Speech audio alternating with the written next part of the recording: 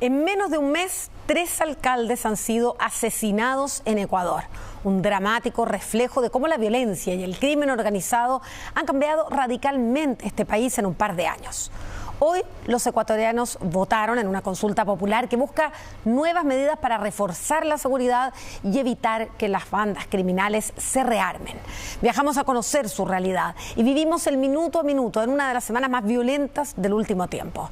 Este es el reportaje de Patricia Venegas en Enviado Especial a Ecuador.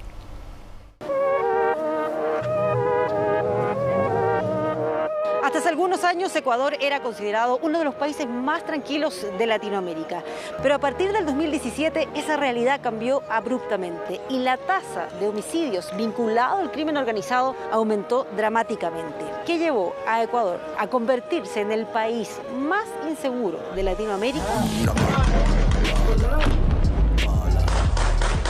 Esto es Enviado Especial en Ecuador. Atentados con explosivos, decapitaciones, cadáveres colgados en puentes, masacres carcelarias, secuestros, políticos y fiscales asesinados.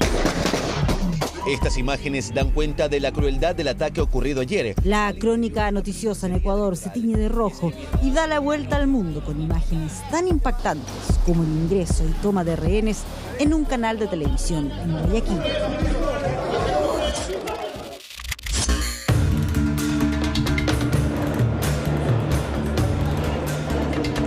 Acabamos de aterrizar en Ecuador, un país que lamentablemente está enfrentando una serie de problemas, el aumento de los homicidios, sicariato, extorsiones, entre otros problemas. ¿Qué le pasó a Ecuador? Es lo que vamos a tratar de descubrir y también qué lecciones se pueden sacar. Bueno, parece difícil de creer, el criminal más peligroso de Ecuador se encuentra prófugo. El gobierno de ese país no sabe cuándo. Apenas aterrizamos en Quito, una noticia sacude los portales de información y las redes sociales. El Fito, uno de los principales líderes del narcotráfico ecuatoriano, se fugó de la cárcel. Supuestamente se habría enterado de los planes del gobierno para trasladarlo hasta La Roca, una cárcel de máxima seguridad.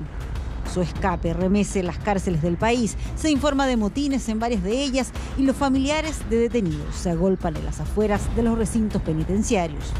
Estamos en las afueras de la cárcel El Inca, esto es en el norte de la ciudad de Quito, donde se ha vivido una jornada bastante tensa, al igual que en otros centros penitenciarios a lo largo del país, y donde a esta hora hay muchos familiares que están a la espera de poder conocer algún tipo de información porque no han tenido todavía ningún antecedente oficial respecto a lo que está pasando al interior de esta cárcel. Ellos dicen que están bien, váyanse tranquilos a la casa, ya están bien. Están bien, pero bien golpeados es lo que están. Y sabemos por conocimiento que siempre que pasa esto los golpean a todos. Mientras ellos temían por la integridad de sus familiares detenidos, lo cierto es que al interior de las cárceles eran los guardias penitenciarios quienes peor lo estaban pasando. Gendarmes o guías penitenciarios, como son conocidos por acá, estarían retenidos bajo el control de los prisioneros. Y es que parte importante de los problemas que tiene Ecuador están precisamente aquí al interior, porque esa lucha territorial que tienen los distintos grupos criminales se traslada también al interior de estos recintos. Pero ¿por qué el escape de la cárcel de un líder del crimen organizado pone en jaque al gobierno? Porque esta no es solo una huida, es una demostración de fuerzas respecto a quién manda en las cárceles. Las organizaciones le están diciendo clarísimo al presidente, usted mueve de las cárceles hacia la cárcel de máxima seguridad que es La Roca, a uno de estos dirigentes de las organizaciones y se arma el petardo a nivel nacional. No solo en las cárceles, también afuera. Antes nosotros lo definíamos como la escuela del delito, la universidad del delito. Hoy día lo que tenemos es que la cárcel es la fábrica o la oficina del delito, de donde salen los delitos. Las muestras de poder de las bandas dentro de los recintos penitenciarios no son nuevas en Ecuador y la violencia es su forma de demostrarlo. En febrero del 2021 se desató una masacre en la penitenciaría del Litoral, dejando 79 muertos. Ahora estamos en el ala 3, quieren tumbarnos la pared que está ahí.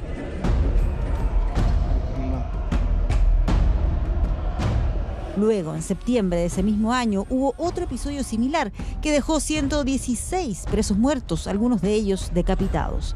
En total, se estima que son 450 los reos asesinados en cerca de 18 enfrentamientos dentro de las cárceles. ¿Por qué las bandas criminales tienen tanto interés por controlar los recintos penitenciarios? Es que en las cárceles se da lo que se llama la supervivencia carcelaria. Una persona ingresa por una infracción X y esa persona apenas entra, le comienzan a extorsionar allá adentro para no hacerle daño, para no golpearlo, para no robarlo, para que tenga donde dormir. Cada pabellón es manejado por una organización criminal, que incluso ellos venden o arriendan las habitaciones. Se venden celulares, se vende drogas, se vende alcohol, se venden armas, se vende la entrada de visitas, la salida de visitas, los tipos de visitas, etc. En otras palabras, dentro de la cárcel hay mucho más recursos económicos que fuera. ¿Quién controla las cárceles? ¿Controla el gobierno? No, señores.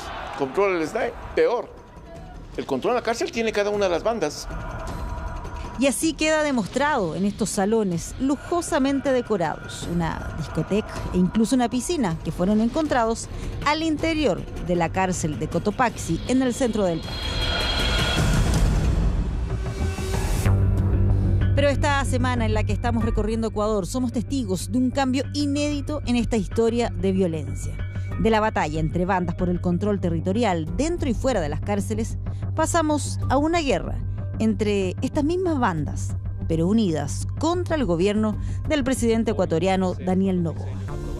Mira, Daniel Noboa, así como tú decretaste tu estado de excepción para que los militares puedan matar a todos los presos de las cárceles, así mismo cuando ingreses a una de las cárceles vas a encontrar a esos muertos. Tomaron como rehenes a sus propios custodios, la Guardia Penitenciaria, mientras amenazaban al presidente de Ecuador, una escena que se repitió por varias cárceles. He dado disposiciones claras y precisas a los mandos militares y policiales para que intervengan en el control de las cárceles. Con el llamado Plan Fénix, el presidente Daniel Noboa promete reducir la inseguridad en Ecuador, desplegando militares, anunciando la construcción de 2 megacárceles y endureciendo las estrategias contra el crimen organizado. Pero esa cruzada contra la inseguridad lanzada por el gobierno fue respondida con brutal violencia por las organizaciones criminales a través de vehículos quemados, secuestros de policías, cortes de luz y ataques con explosivos. Un man con una bazuca ahí, mira, ve, en Haga, sí, güey, va a detonar, míralo, ve.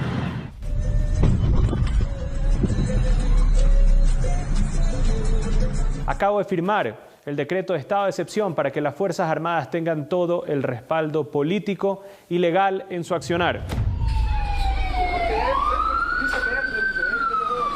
Estamos en el casco histórico, son cerca de las 3 de la tarde y la verdad es que acá se está viviendo una situación un poco caótica. Llega información de distintos lugares de que se producen disparos, de que hay supuestamente saqueos. La gente está muy preocupada, es un ambiente de tensión que se está viviendo desde que se anunció el toque de queda y este estado de excepción, desde que se supo la noticia de que se habían fugado algunos de los líderes del narcotráfico y se ve pasar de vez en cuando a la policía. Se están realizando también algunas revisiones de las mochilas. Y encuentro que la gente corre y no sé qué es lo que sucede, francamente.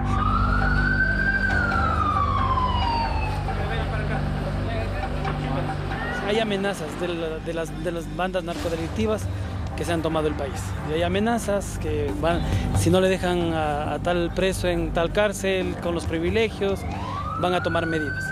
Se ve que la podredumbre está dentro de las autoridades porque se enteraron que se iba a hacer barrida en las cárceles y desapareció la cabecilla. Presidente, por favor.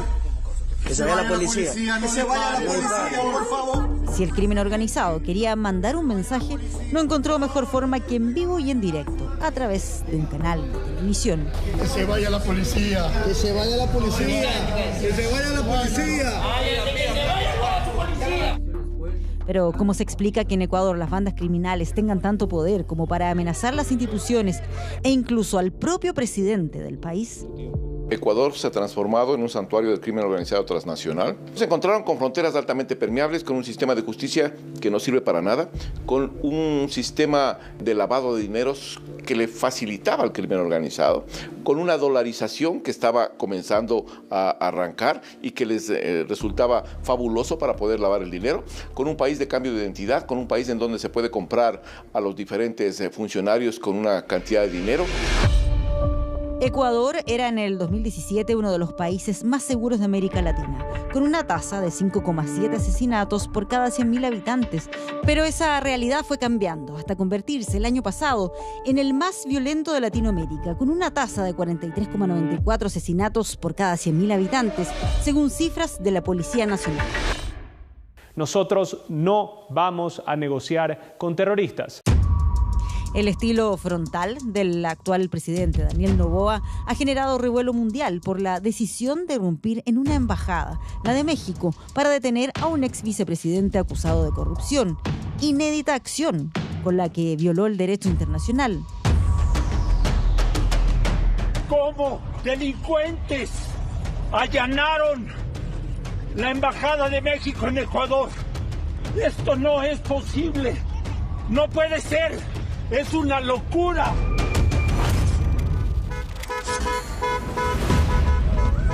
Asumió con 35 años, en noviembre del 2023, prometiendo endurecer las estrategias contra la violencia y el crimen organizado.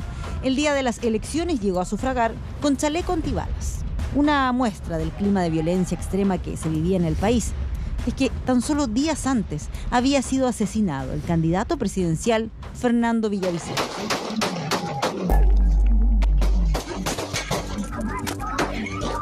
El mismo que antes, como periodista, había denunciado temas de corrupción y que luego, como candidato, hacía campaña con la promesa de exponer a las bandas del crimen organizado y sus vínculos con políticos. A mí me han dicho que use el chaleco. Aquí estoy.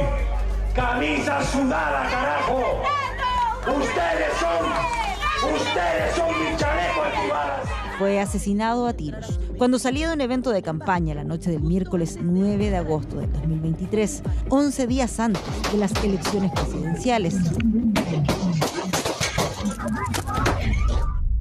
La diputada Gisela Molina, quien acompañaba a Fernando Villavicencio cuando le dispararon, también resultó herida. Y hoy vuelve al lugar del crimen que conmocionó al país, con el chaleco antibalas como recordatorio de que los políticos siguen en la mira de estas bandas. Resulta que yo salgo con él hasta aquí. El señor que estaba al lado mío, puesto una camiseta y una bandera, él camina algo rápido hacia la cabina del carro. Entonces yo pienso que él va a jalar la puerta y se va a sentar adelante. Claro. Es lo primero que me imagino, pero así rápido. Pero él no abre la puerta, él solo se acerca al capó del carro, así está, y saca un arma. Entonces en esos momentos yo sabía que ya nos iban a dar bala, ¿no?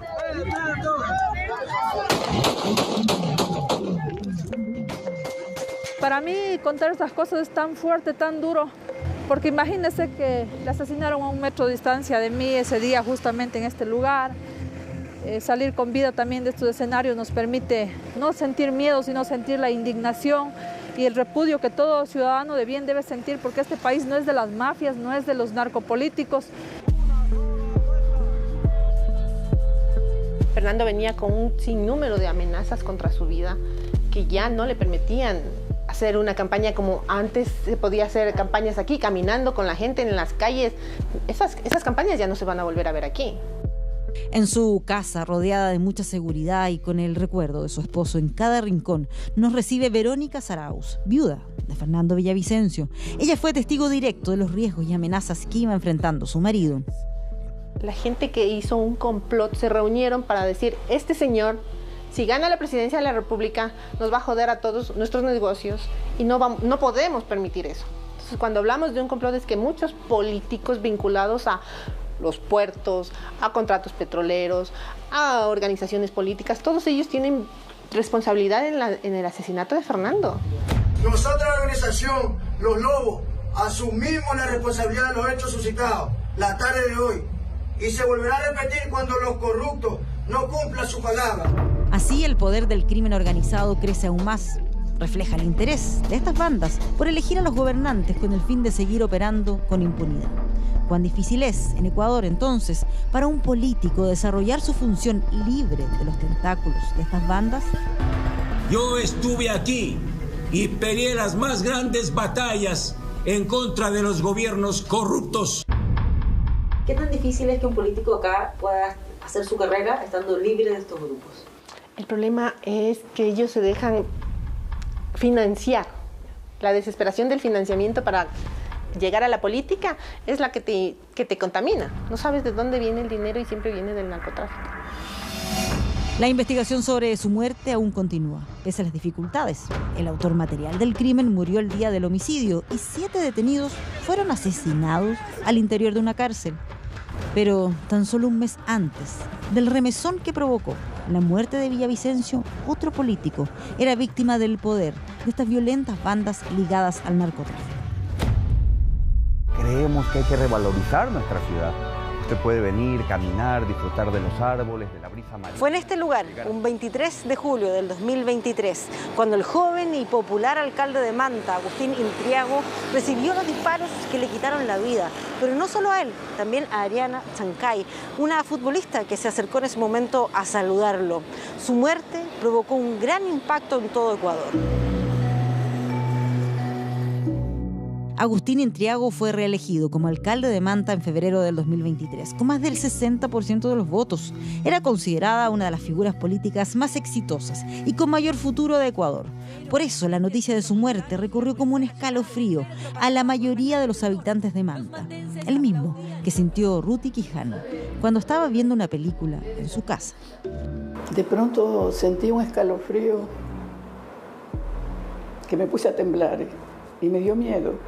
Y en eso oí unos gritos y alguien sube en mi casa, la compañera de mi hijo, y me dice: señora Ruti, ha habido un atentado y Agustín está en el hospital. Y en eso oí otros gritos y en mi corazón supe que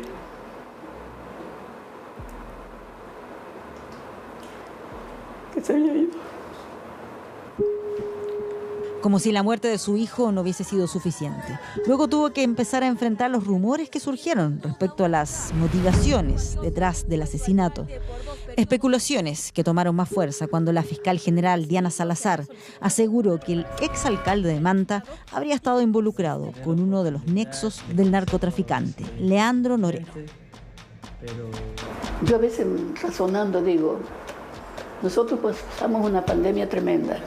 No había nada en Manta, no había recursos. No sé, pero si lo hizo por Manta. Si recibió, lo hizo por Manta. Espero que no haya sido así, yo lo espero de corazón. Hechos como estos explican la desazón de muchos ecuatorianos que temen que todo quede bajo la influencia del crimen organizado. Una suerte de metástasis, al igual que las células cancerosas que invaden y destruyen el tejido corporal sano. La violencia se infiltra en todas las esferas de la sociedad, corrompiendo y desestabilizando su estructura. Metástasis es también el nombre del caso judicial que investiga la fiscal Diana Salazar y que ha remecido a Ecuador. El caso denominado Metástasis investiga el presunto delito de delincuencia organizada, en el que se evidencia la profunda descomposición estructural que campea en el país. Es un caso que tiene que ver con toda una trama de corrupción gigantesca, en donde se involucran el Estado, la policía, los jueces, los fiscales, los empresarios, abogados, clubes deportivos, periodistas. O sea, es toda una estructura en donde el narcotráfico ha comprado todo tipo de conciencia.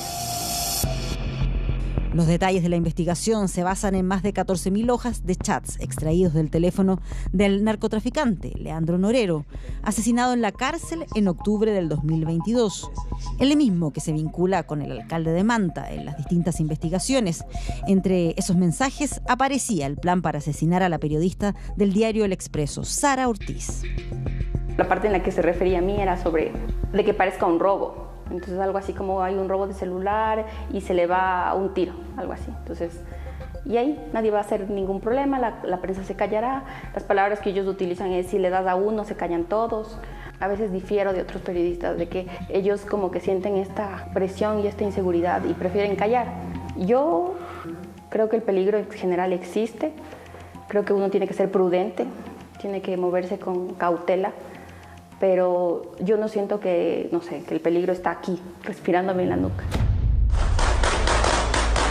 La lucha por el control del territorio en Ecuador entre grupos de narcotraficantes es una de las causas del aumento de la violencia en este país, pese a ser vecino de Colombia y Perú, países que están entre los mayores productores mundiales de droga. Había logrado mantenerse al margen, que llevó a Ecuador a pasar de ser un país de tránsito a un centro de distribución de droga.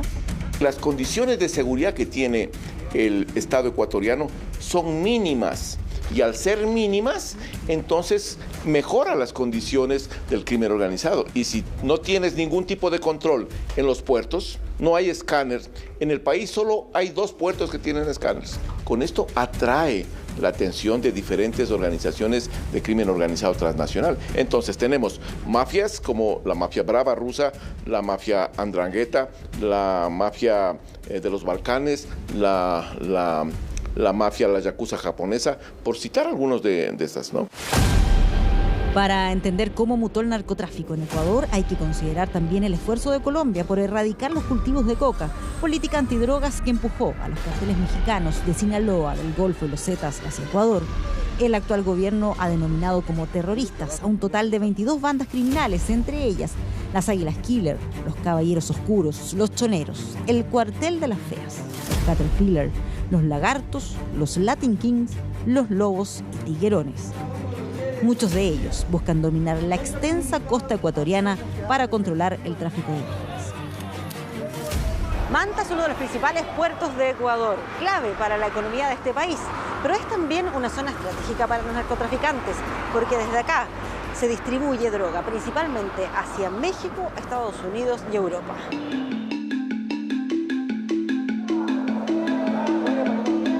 Vandalismo por donde quiera, tenemos la inseguridad de lo que es el mar, que nuestros pescadores están acechados por las mafias, están acechados por los grandes piratas que les quitan sus lanchas y por ende el comercio del pescado decae, ¿no? La gente no quiere salir a comprar, los pescadores no quieren salir a buscar el pescado, ya no podemos salir ni siquiera a pasear, a nada, de tanta inseguridad que hay aquí.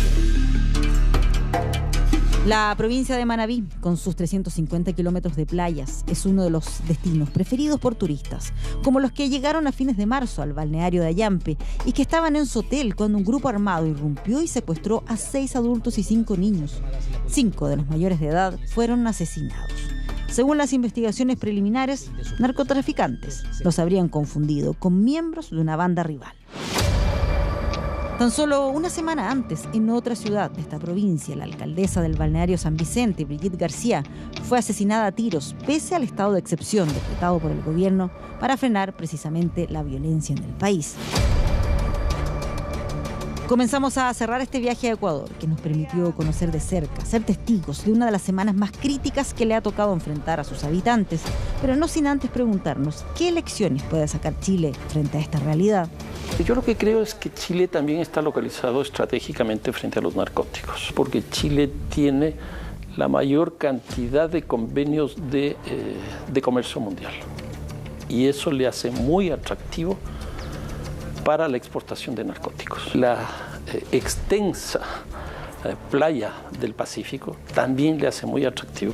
Chile es uno de los puntos de atracción también del narcotráfico, porque no había estado contaminado y los lugares que no están contaminados tienen que contaminarse para que rápidamente desviar la atención de los otros focos o centros de acopio de donde está saliendo la droga, a menos que el gobierno comience a tomar ciertas acciones que fortalezca los sistemas de inteligencia interno, que fortalezca los sistemas de contrainteligencia internos. Según datos del primer Informe Nacional de Homicidios Consumados, entre el 2018 y 2022, Chile experimentó un aumento en su tasa de homicidios, elevándose de 4,5 a 6,7 por cada 100.000 habitantes, lejos de la tasa de 43,94 asesinatos que registró el año pasado Ecuador.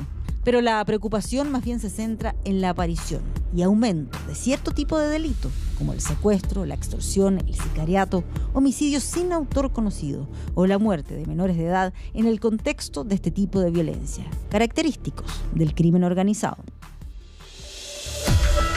Hasta el día de hoy, el Fito, el líder narco cuyo escape fue el detonante de este reciente ciclo de violencia en Ecuador, sigue en fuga. La anhelada paz también. Si bien hay diversas teorías para explicar lo que ocurre en Ecuador, hay algo en lo que todos coinciden. Para evitar este tipo de situaciones no hay que abordarlo solamente desde la perspectiva policial, sino institucional, es decir, evitar que este tipo de bandas se infiltren en el poder judicial, policial o el mundo político, porque si eso ocurre, controlar el crimen organizado se vuelve mucho más complejo, casi imposible. Esto fue Enviado Especial desde Ecuador.